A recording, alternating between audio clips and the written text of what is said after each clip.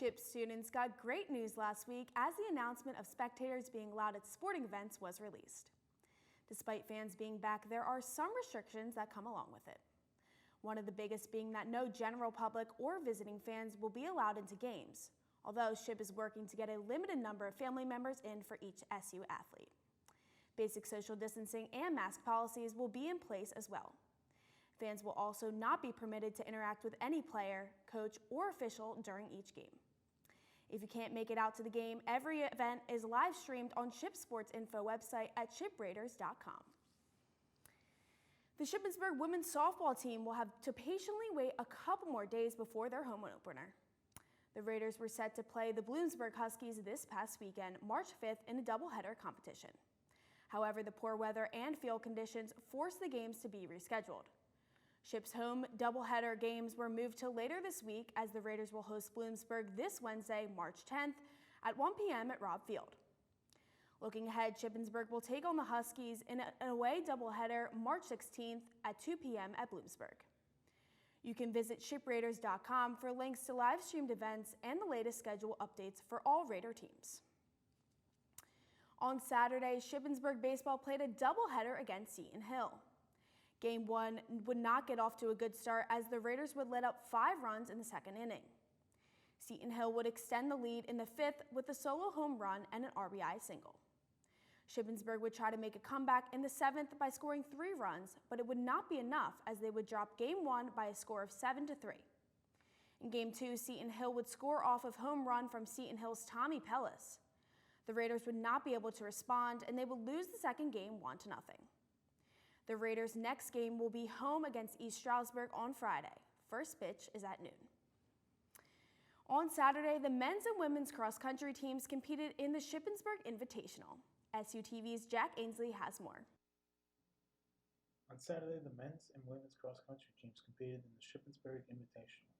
The women's team dominated the competition, placing 1st, 2nd, 5th, 7th, and 11th. Sophomore Isabella Bogart had an impressive performance on Saturday, finishing first by a huge margin of close to 8 seconds.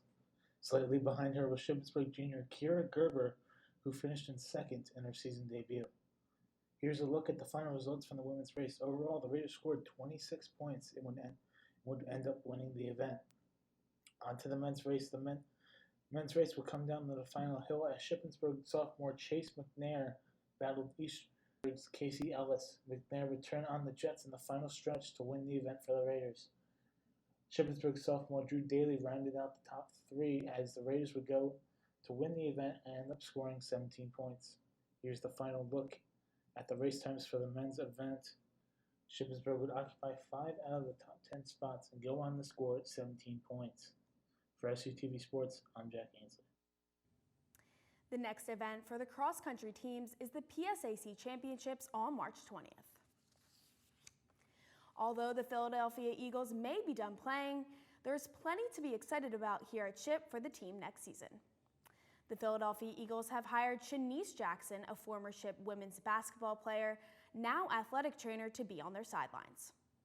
Jackson graduated Shippensburg in 2016 before attending Florida International University for her master's degree in athletic training. Jackson was hired to be the full-time staff following her seasonal internship in 2020. Jackson's hiring is groundbreaking for the franchise as she is the first Black female to be hired as an athletic trainer by the Eagles. Jackson said, quote, "It's really an honor and a dream come true to be the first Black female athletic trainer for the Philadelphia Eagles," end quote. Jackson hopes to inspire and continue to be a leader for people of color. Jackson's hiring adds on to the historic year for women of color in the NFL.